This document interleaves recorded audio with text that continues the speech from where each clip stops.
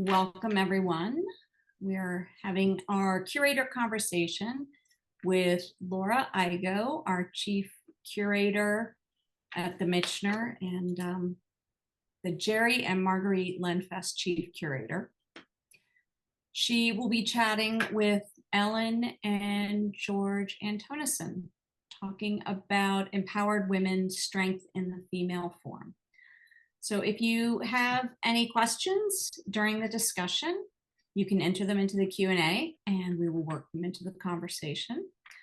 This program is being recorded and we will send out links that will be on our website, but we'll also send it out to you in the next week. So without further, I forgot one thing. We also have some upcoming programs. On June 6th, we are starting our Putman Arts Leader Lecture Series. We'll have Jennifer Thompson, who is the curator of the new exhibit Mary Cassatt at Work down at the Philadelphia Museum of Art. That'll be on June 6th, 7 p.m. You can go to our website and register. Or if you want to hear some more from George, he will be meeting with Lisa Hanover in July, on July 10th at 1 p.m. And again, you can go to our website and register for the program there. So without further ado, I will hand it over to Laura Igoe. Thank you very much, Jen. Welcome, everybody. I'm Laura Igoe. As Jen said in her introduction, I'm the Jerry and Marguerite Lenfest Chief Curator at the Michener Art Museum. And I am delighted to be here this evening to have a conversation with George and Ellen Anthonisen. George Anthonisen is well-versed in history and current events. He creates visual dialogues, primarily in bronze, that investigate the human condition and people's capacity to destroy, to create, to question, and to make noble choices. He's known for his thoughtful and sometimes haunting content and for championing the elegance and strength of the female form, which we will be talking more about today. Career highlights include service as sculptor in residence at the Saint-Gaudens National Historical Park and exhibitions at Dartmouth College, the National Academy of Design, the Woodmere Art Museum, and the Philip and Muriel Berman Museum of Art at Ursinus College, also Yale University. His current exhibition, George R Anthonisen, Meditations on the Human Condition, is on view currently at the Michener until October 14th, and I hope you will come and check it out. George has lived and worked in Silbury, Bucks County, Pennsylvania since establishing his studio there in 1971. And we are also joined today by Ellen Anthonisen, George's wife and partner, who has been a tireless advocate for his work and career, and we'll be talking more about her work in advocating for George today as well. So I'm showing you right now a shot from our exhibition currently at the Michener. This is the section which we are calling Empowering Women, Strengthen the Female Form. And as you can see, many examples of the female body as sculpted by George. So maybe how I will start with our conversation today, George and Ellen, is, George, you're particularly well known for your figural sculpture, especially that of the female body. What drew you to the human form in your work? It's an interesting question because I think you have a choice between the male figure and the female figure, given that that's what exists. But I'll tell you, it was very natural for me to pick the female figure in terms of personifying ideas. And I think it's a very natural evolution in my situation, because I grew up in a family of 3 boys and a father, with my mother being central to us all. And I think it's a natural, again, thing that we never even considered, but we were all vying for her attention. And she was certainly a wonderful prize, because she gave back great love and great guidance in terms of what it was she had to say and do in both action and thought. And I think my parents, who were both doctors, my mother was a child psychiatrist, my father was a psychoanalyst, were people who, on the one hand, they were also immigrants. My father came from Norway and my mother from Canada, and they met at Johns Hopkins University where they were studying psychiatry. And I think they had their composition was wanting, on the one hand, to fit into the society that we lived in, but at the other time, on the other hand, I think they were both very ambitious for us, for their children, and I think it was a wonderful, in retrospect, a wonderful combination. They also were pretty much private because where they were working, they first were working in the Boston area, and that was sort of pre-children. And then when really 1941 came, we moved to Brattleboro, Vermont, where Dad took on a job at a mental institution there. And Mom didn't work. She raised us, so that she was, and we were in her company for most of the day, every day, in our early childhood. And the thing that was interesting is that when Mom's and Dad's friends did come to visit, they were pretty special people. They were also women who were very much ahead of their time, as Mom was, in terms of the way they talked and moved and conversed. It was all, I can think of one of them was a commander in the Navy. Another one used to fly B-17s and B-24s from the West Coast to the East Coast during the World War II. And so that they were people of substance, and they were not wallflowers in any way, shape, or form. They have, so, and then, you know, as I moved on, my mother discovered that I had dyslexia, which sort of separated me from my brothers, and they were very able in school and I wasn't. So that had me being sent to a summer camp for a couple of years at age 9 and 10 to Betty Gunther's. And Betty Gunther was a teacher whose husband had been the head of the American Academy. the American Academy in Rome. And so in her house, I was sort of not aware and aware at the same time of art objects around the environment. And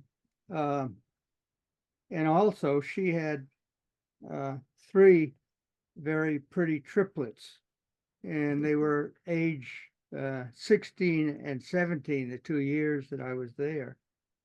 And one wore red, one wore blue, and one wore yellow, so you could tell them apart. And of course, it was a delight to me, having come from an environment of boys. And so that's the sort of the major influence on me. I think when I started studying art, which was late in terms of I chose the male figure before I started a formal training, because I was familiar with it. And the idea was I knew I wanted to get the figure right because I wanted in innately, I wanted to tell stories through my art. And so I knew I had to learn the figure.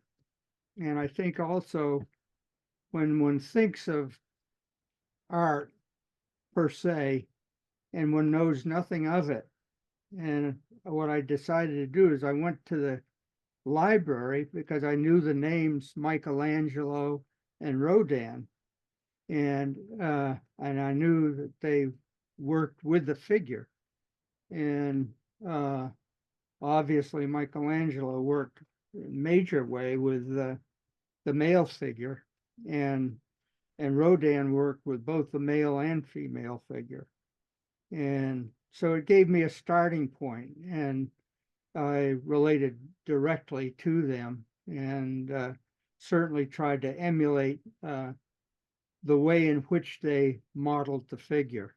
And then that really didn't switch until I really, after leaving college, graduating from college as an English major, and coming to New York to study the figure, I was led down there by my college professor, Paul Aschenbach, who was an abstract sculptor, but he understood that I wanted to do the figure, so he brought me down to the National Academy, and that was my first year was there. I didn't know anybody in New York, and I immediately enrolled, and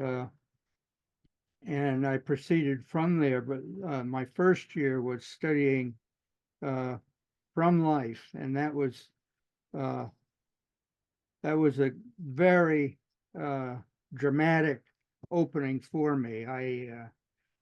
The first figure I studied was a beautiful female nude who was probably about my age, and I didn't dare look at her, so I did a portrait of her. But it didn't take long before I really got involved in study. And it was really, I think one of the driving forces was an understanding that I really couldn't do anything else, whereas this is something I understood that if I worked as hard and as diligently as I might, that I might really do something of value. And I had that from the get-go. So it was sort of a desire, but it was also a fear of letting something go that was really a gift to me. And so I really did concentrate. And then I spent 2 more years modeling from life at the Art Students League. And at the conclusion of that, I did a cadaver at the Dartmouth Medical School. And so I've really committed the figure to my memory. But so that was basically my training. And thank you so much for that, George. I love the story of the model who you didn't want to look at her, so you just did a portrait. And if anyone on here has gone through art school or taken fine art classes as I have, there's always that awkward first encounter with a nude model in your drawing classes that you're not quite sure really what to do. Jen, could you put up there's a comparison slide between Michelangelo and I think it's Torso 3 Drape. It's slide 21. I was just thinking about, you mentioned some of your influences, and Michelangelo, I think, is a really powerful one for you.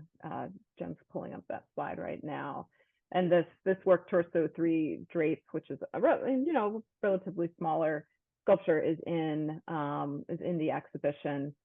Yeah. Laura, I'll tell you, it's a wonderful piece, the Michelangelo piece, because when I was on leave I was in the Army after high school and before college, and in 1956, and it was 11 years after World War II, and my parents said, you know, if you're on leave, you should go to the Louvre. And I went to the Louvre, and not expecting to be moved by anything, but sort of fulfilling an obligation. But what happened was that, first of all, I saw the uh, Venus de Milo and the Victory of Samothrace, and there are incredible pieces in an incredible environment. But then in the cellar of the Louvre, you had these two pieces by Michelangelo, this one and another, and they were in amongst a whole lot of other sculptures. And the weird thing is, to somebody who knew nothing about art, they all stood out. Those four pieces stood out in my memory very distinctly. And I think one of the things about, yeah, there's the Winged Victory, and she just, and beside my dynamic torso, it's very easy to see where the dynamic torso came from in a sort of removed, interesting way. Yeah, Because she's also striding forward in a, yeah, that and similar with way. incredible strength and movement. And again, as I say, it was nothing that I retained of the moment, let alone the whole idea of doing sculpture. But the images and the space that they pushed out and took over just was remarkable. And that I did register, that these sculptures had a power that filled the space that they were in, and it was a vast space in each case. But so I really felt and understood something long before I started the sculpture. And I know we just showed, we showed dynamic torso and another torso. So there are instances where it is the female body, but without necessarily the head or some of the arms in this case. Were you thinking of classical antiquity specifically? Because of course that's for a lot of I think I'll tell you, Laura, my thought was that it was energy. It was just simply the concept of female energy. And I think, again, going back to my family and again, registering mom and the whole concept of femininity, that I didn't feel in my studies had been really plumbed or understood. And so it was with that in mind that I moved into that idea. And I knew that in seeing females in my experience, that they did move and they were energetic, and they, participated not only in sports, but they, it was more, the thing I think I found more foreign was the whole concept of in our polite society, when we would visit relatives or when we would do this or we'd do that, mom would take very familiar feminine poses of straight back, good posture, legs crossed, and certainly not saying so much if there were male presence. It was not that she couldn't, but she didn't feel it proper. And that sort of became a grating idea to me as I grew up and grew older. And certainly that affected who I dated and who I wanted to be with. Yeah. You were appreciating, and this comes through in your art, women that take up space or take charge and show kind of their strength Absolutely. through Yeah. their bodies. Yeah. Yeah. And weren't at all afraid of engaging in conversation, one on one. You know, it Mhm. didn't matter to them that they were feminine. They wanted to participate and did. And enjoyed their bodies, But I certainly did. Yes. meaning the women also Oh, enjoyed their their bodies. bodies. Yes, they did. Jen, Right. can you put up dialogue, which is slide 18? I was just thinking, George, because you talked earlier about the women, your mother, Yeah. your teacher that helped you with your dyslexia. So women as teachers, as mentors, as caring, absolutely. caring and nurturing children. And this work is also in the exhibition Dialogue 2003 and 2004. Can you speak a little bit about this piece? I'm sure there's many women that probably inspired the central figure in this work as well. Probably the one sitting next to you also. Yeah, right. Well, I think my own perspective on that is that first of all, my mother said very directly to me in conversation that she loved children because they gave her a sense of her own femininity. But the whole concept of femininity in her hands was certainly one of closeness, physical closeness, and also thought in the process. And in this particular piece, where you have the two children in conversation, she's monitoring it. And what I like to think of is in confronting the piece head on, you get a sense of the movement of thought amongst the three people involved. And that's something that was certainly common to me growing up, and also common in our family, because in our family, like in my family, the ideas that were being talked about, the kids weren't told what was right or wrong. They could be told what was dangerous and what was not healthy. But in terms of free flow of ideas, they had the freedom to voice their own feelings and thoughts about, say, a story that we had read together, or some idea outside the family that was being discussed. Anything of that nature was free game, so that the idea of keeping the child's head free of censorship to a large extent, and allowing them to consider thought and the growth thereof was very important. And I think with my remedial reading teacher, one of the things we did daily was on what is a legal pad, the yellow pad with the lines. Right. Every evening I had to write a whole page kind of story, and it didn't matter what the story was about, but it had to be, fill the page. And then the next day, Betty Gunther and I would go over it, and she would correct the misspellings and the grammar and all that sort of thing. And we'd talk about spelling rules and whatnot.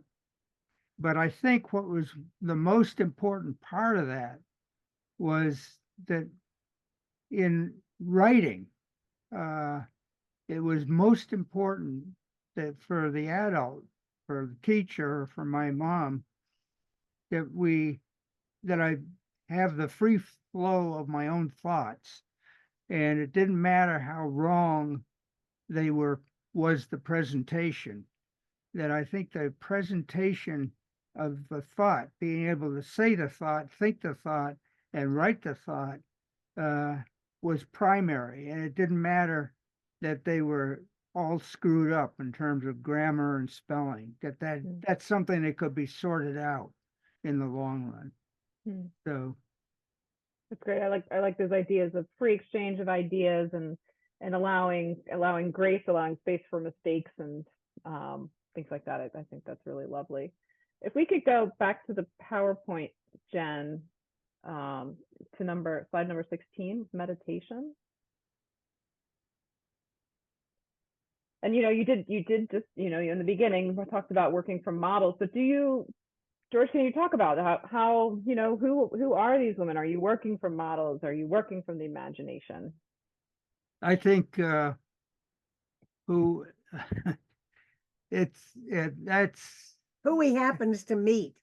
well, it's that's complex because Mhm. certainly I have a pretty remarkable memory for one thing, and in terms of when I see somebody and the gesture or the beauty of the party strikes me, I can retain that to some degree. And also, as Ellen says, I tended to have girlfriends that lasted for some time, and certainly the work reflected them. And in this with Ellen, uh, she reflects back to my mother's figure in a way, uh, in terms of hip, shoulder structure, and measurement. And certainly, uh, my maturer figures, the more recent figures, really do reflect Ellen's dimensions. Uh, and also, uh, in viewing her across the table from me for many, many years, I absorb facial expression that's there in front of me. It's not conscious. I'm not actually asking my head to please retain this or please retain that. It's just osmosis. It just comes in and it stays in a whole library of expressions within my brain. Well, for instance, in the meditative nude that we're looking at right now, we were visiting friends in New Jersey, and there was a very young girl, maybe she was 15, in a bikini, and she didn't feel quite comfortable in the bikini. So she was standing by the water and her arms were crossed, but she was very pensive. And George took note of that. And when he came home, he did the one on the left, which is a small maquette of this 6-foot figure.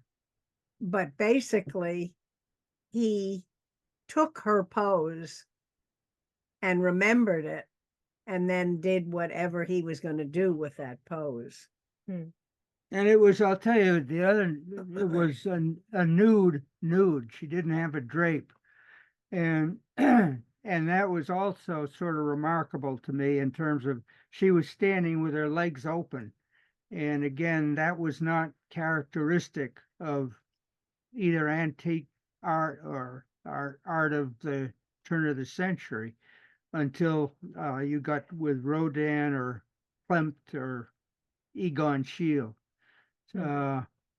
which was also the time that Freud was at work, so that you get a very different perception of femininity at the turn of the century. And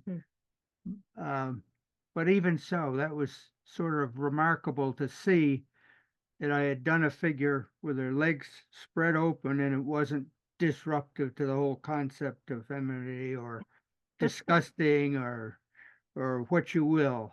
And you're talking about meditation Yeah. here for that, but even though she does have a drape in the final. Well, she does have a drape now Yes. because Okay. I sold out a set of her as a nude. Oh, I didn't know that. So Yeah. that maquette and the piece at the Berman are a second version of that. That's of that exactly right. sculpture. Oh, Yeah. interesting. because she always, I mean, and I think you might have even told me that, but meditation to me always looked like, like she's emerging from a bath or something like that and has Yeah, grabbed her towel. Yeah, but there's still, and I know that Jen just took it down, but there's still this like kind of strong forward momentum there in that is. pose as well.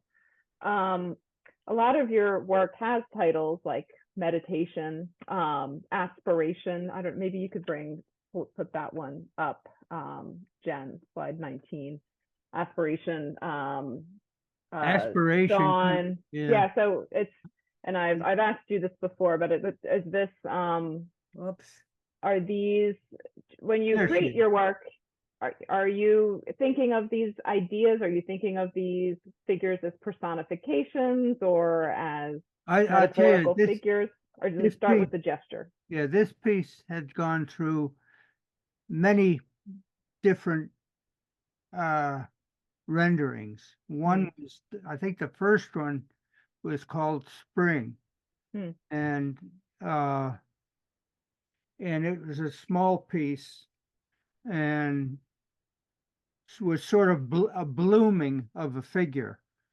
And then the second one was really, I did in a competition. It was held in Cheyenne, Wyoming. And I had found out that, or Ellen had found out, she researched, like she researched so much, but she found out that women's rights in terms of the first The time women could vote was in Wyoming. The first state to grant women the right to vote. Yeah.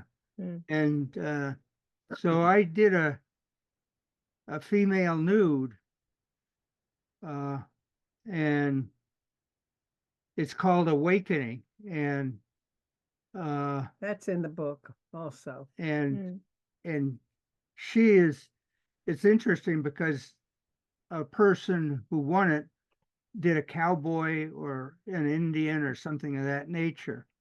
But the paper that they sent us had a picture of Awakening on the On the front, cover. on the front page of it. So George really did. He knew that because it was Wyoming, he sort of had figured that they would do a cowboy and an Indian, but he wanted to do this awakening. Yeah. And it was very early, see, the late 70s. And he wanted to do that because obviously that's what he wanted to do. And he had a feeling it wouldn't really win a competition, but it was very interesting when the Cheyenne, Wyoming newspaper came to us and this was on the cover and we never saw who won, and it was a cowboy and an Indian.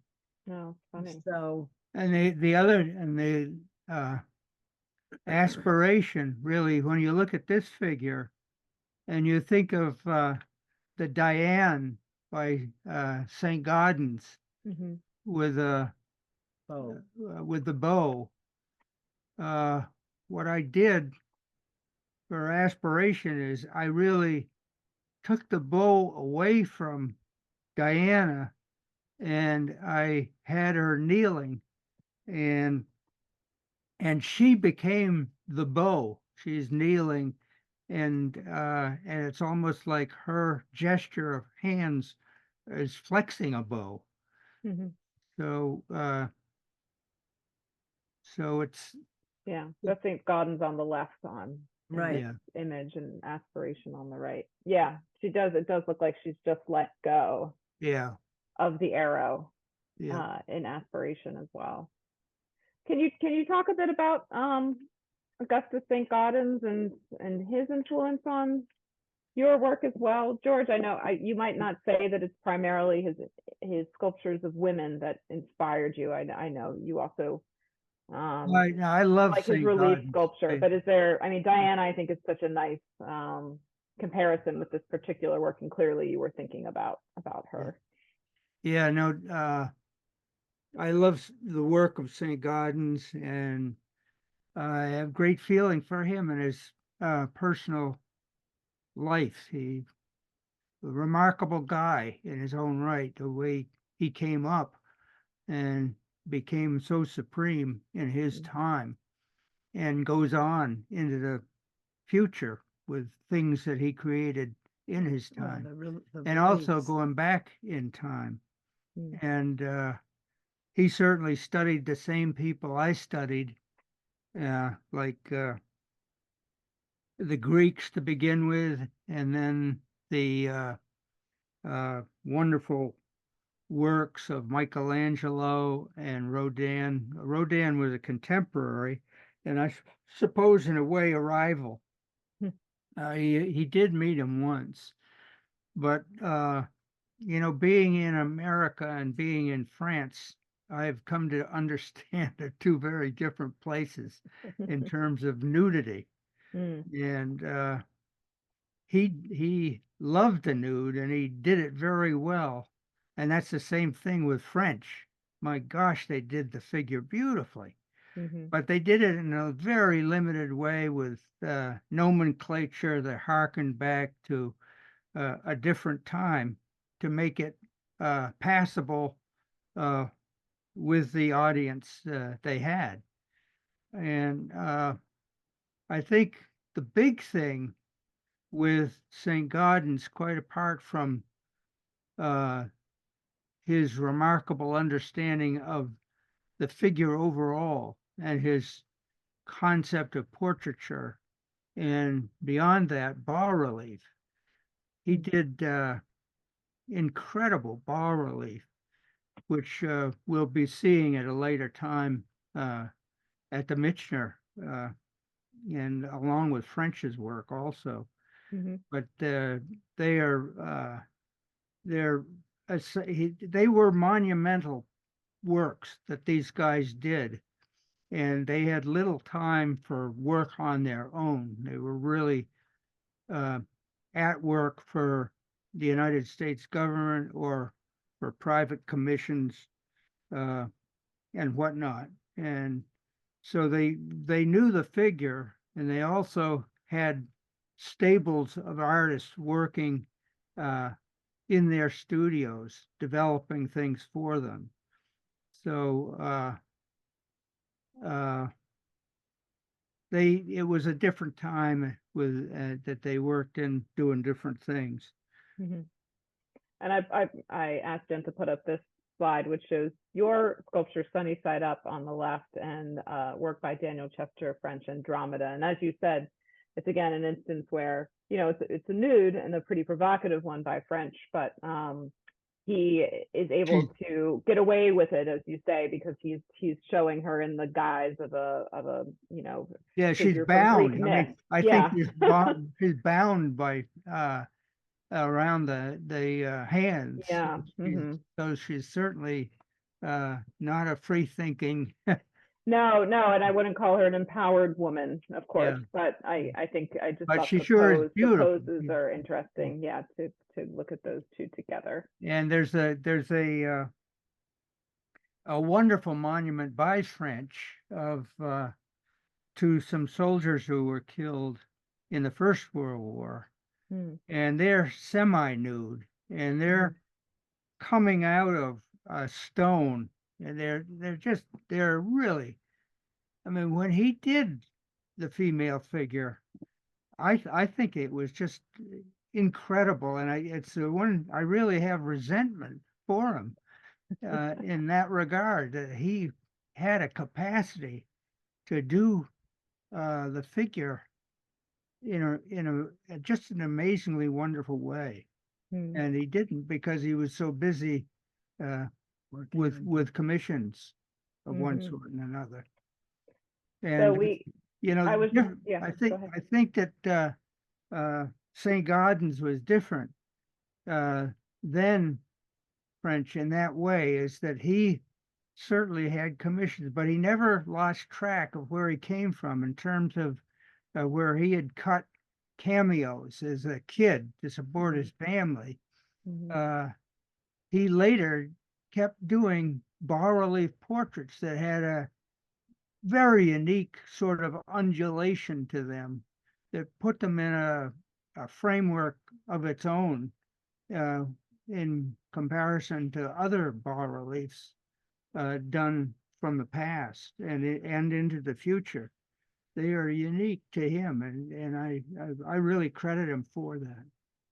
Yeah, no, he did beautiful work. And for those who might not know, bas relief is a very, it's a low relief sculpture where the figure or the subject kind of comes out from a support. It's carved into a support, so it looks a little three-dimensional, like it's protruding from the support. And you'll see some examples of George's relief work in the exhibition. And then, as George has alluded to, on June 29th, we will be hosting Monuments and Myths, the America of Augustus Saint-Gaudens and Daniel Chester French. Well, it's an example of a fresco, but also in relief. Yeah. Yeah, both. Yeah. It's So, It's both. yeah, both definitely. But Yeah, it's a good choice. Yeah, that is a good choice. Yeah, but that's going, Monumental Myths will open at the end of June. So all you sculpture buffs out there will have a great time seeing both George's work and Daniel Chester French and St. Gaudens at the museum. It's going to be a sculpture bonanza. Yeah, very exciting. It is very exciting. I I want to make sure if people have questions, if you could put them into the Q&A, we're happy to share them with George and Ellen, but I want to make sure that I also ask a question for Ellen as well. So Ellen, can you speak a bit about your role as George's partner and how you've been involved in his career? Because I know you've been an instrumental force. Well, it's happened very slowly, but when you're in the studio, you're alone working with your ideas. And if you want to do what we wanted to do, which is to hopefully make a living by selling sculpture and getting the word out is very diametrically opposed to working in the studio with ideas. So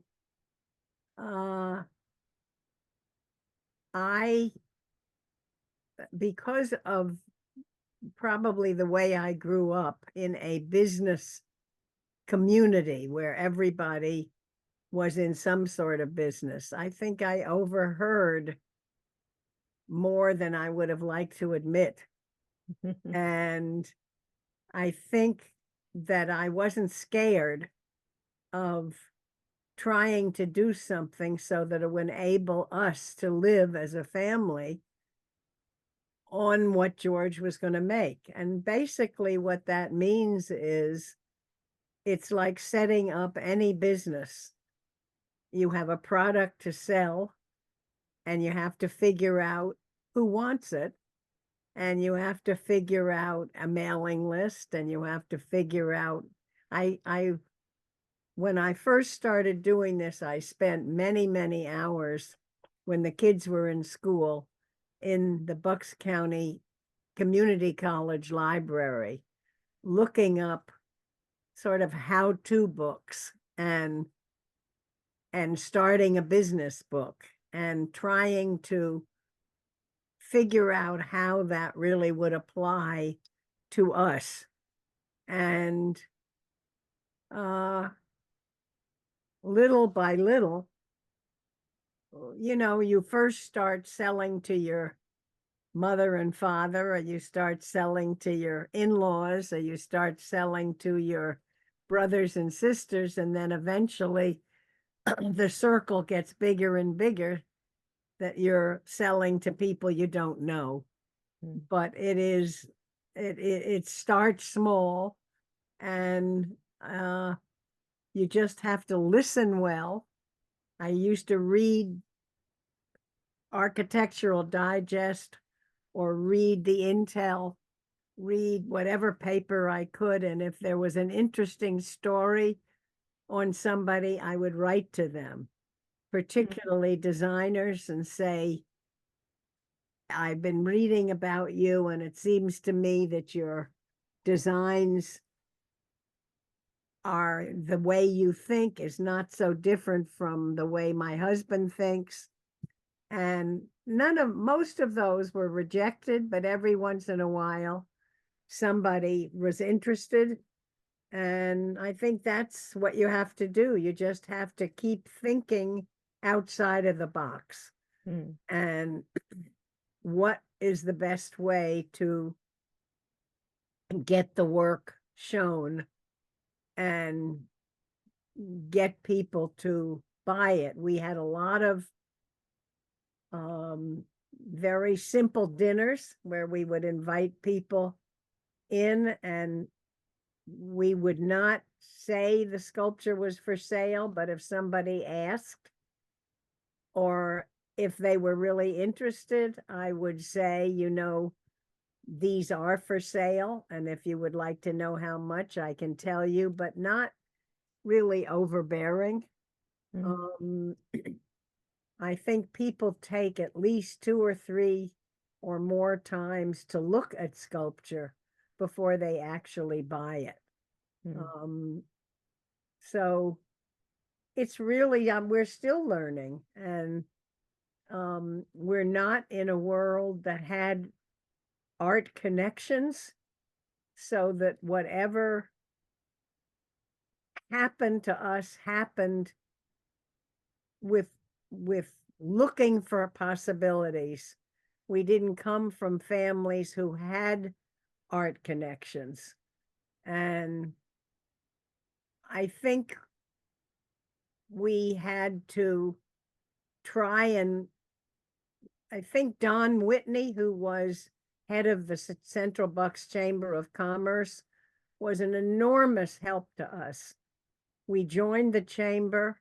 He really liked art, and he knew we couldn't pay for these dinners that the chamber was giving, but he would invite us to the dinners to meet whoever was there.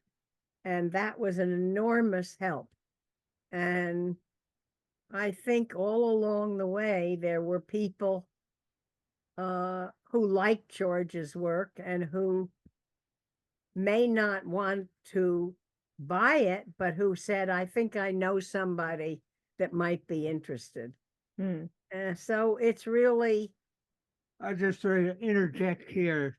Also, Ellen has a facility for meeting and people and taking interest in them. And she had no problem with meeting and talking with people in a way that was foreign to me. So that for her to be able to talk to people and not be intimidated by them, but again, give and take with men and women, and really not convince, but leave a door open for them to come in and try to understand what's going on here. And she had a terrific facility for that. And also, she talked about interior design people, and we met one woman who's actually, her husband pointed out a piece of mine to her and told her that she should really take note of this, that maybe she could do something with it. And that her name was Miriam Ansell. And boy, she sold a lot of work for us. She kept us alive for a lot of years. And it was a remarkable thing, because her clients, although they had money, they had not been exposed, many of them, to fine art. And I must say that when they did buy a piece, they really saw the difference in a piece of fine art or a piece that they had gotten someplace else.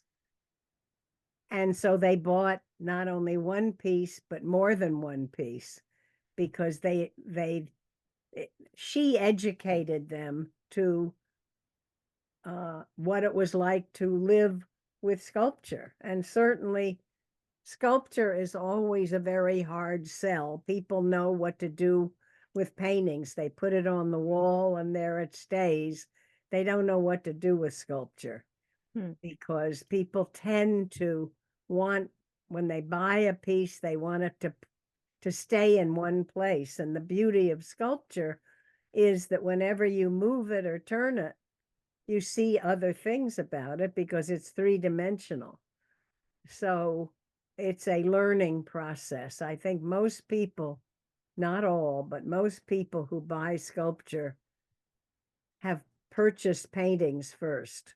Our biggest collector, Lou Della Penna, said, I don't have any more wall space. I have to get some sculpture. So I think sometimes that's how it starts. Hmm. And, you know, it's been a very good partnership. George has allowed me to grow in one way that I never thought I would grow. And I think I've done the same with George. For sure. And it's a very, it's a great partnership. Mhm. So I don't know if anybody has any questions about that. I think it's I think it's wonderful, Ellen, and I also, of course, it's George's art that I think that speaks to the people that collect it and buy it, but I think it's also, from what I've seen, patrons and collectors getting to know the two of you and, forming a relationship. It's Yeah. more than just a transaction, I think. Well, I think from what I people- understand, yeah, it's a people like relationship to with know you the two. artist. They get Yeah. great Mhm. pleasure in knowing the artist Where it and comes from. or his home. Mhm. I mean, when we had tours, we made a point of having people, we would split up. And George would take people in the studio and I would take people in the house to really show that sculpture can go anywhere you want it to go, Mhm. because we obviously have a lot of sculpture in the house. Mhm. And I think people sometimes don't understand that. The most extreme of that was when George and I were privileged to go into Joseph Hirshhorn's home in Washington, D.C., Mhm. and he had sculpture everywhere. This was before the museum was built. And he had Henry Moore's under a table. He had Lembrook's in a corner. He had just all over the place. He loved sculpture. And I think when people get that bug, they really are excited by it. And it's a pleasure to introduce them. Mhm. So Yeah, well, you do it well. thank you. And we're showing here now Union, a painting of you, both of you together, overlooking the Delaware River, and it's by Daniel Anthonisen, your son. And you spoke how you did not come from artistic families, and so you didn't have that network. But both of your children are artists, so you're kind of inspired the next generation. Well, of I artists think as you have well. a certain vocabulary when we have a friend who's a physicist, and his children really can speak that language. And that's the way he looks at the world. And I think, on the weekends, what George would do, if we would go on a picnic, George would comment about the clouds in the sky or what you can see, or he'd look at an art book and the children would come sit on his lap and look at the art book with him. I think that was his love, and that love was translated to the kids in their own way. Very much so. So Daniel came home as a little boy, came home from school one day and said, how dare they tell me I'm not finished a painting? He must have been in 3rd grade. And George said, look, Daniel, do you want to get a good grade? And he said, yes. He said, well, then listen to the teacher. You have a studio that you can draw in or paint in, but listen, and you may learn something new.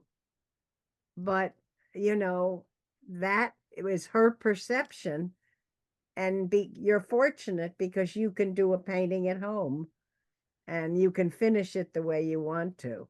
Hmm. So I think that all goes into it. You have young kids, you sure. know how Yeah, they my kids do love art themselves too, and see a lot of it, Right. whether they want to or not sometimes. That's right. That's So exactly right. we do have a question from Alice. What brought you to move to Solebury? What brought you to Bucks County? Well, what brought us to move to Solebury is we looked for 2 years.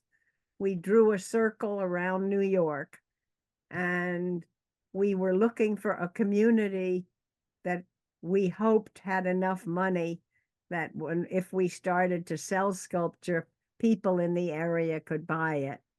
And we also, New Hope and the other communities we looked in were very tolerant communities. It sounds very old-fashioned, but because I'm Jewish and George is Christian, we wanted a community that wouldn't be a strike against anybody.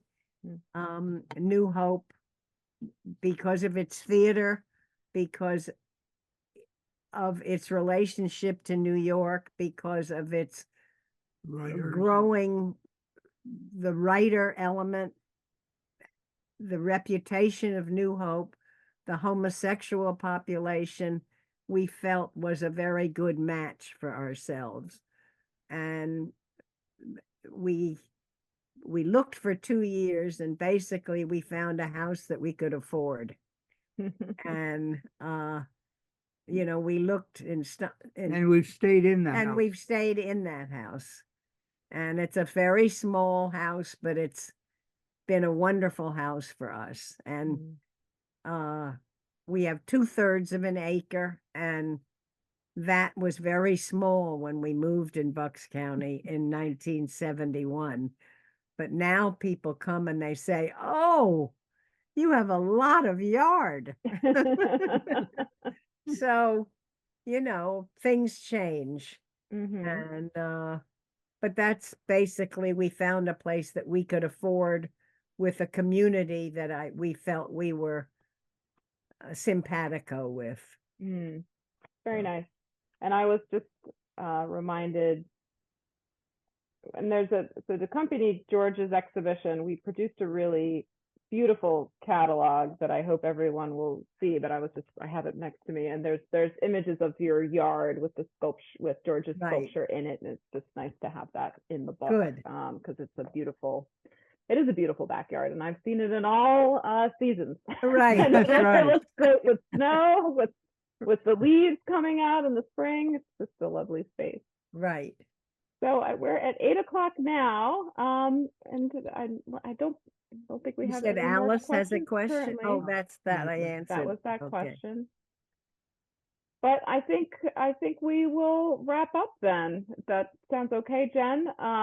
But thank you so much, George and Ellen. I learned a lot from our conversation. I'm always learning something from the both of you, so I really appreciate that. And I hope everyone tuning in will come and see the exhibition at the Michener and pick up a catalog, and also come back for our upcoming programs. Yes, I hope that everybody also comes to see Daniel Chester French and Augustus Saint-Gaudens, because never in our wildest imagination did we ever think that we would be showing with those two giants. And it is a dream come true to us. Thank you. And as George says, he's not afraid of showing next to them.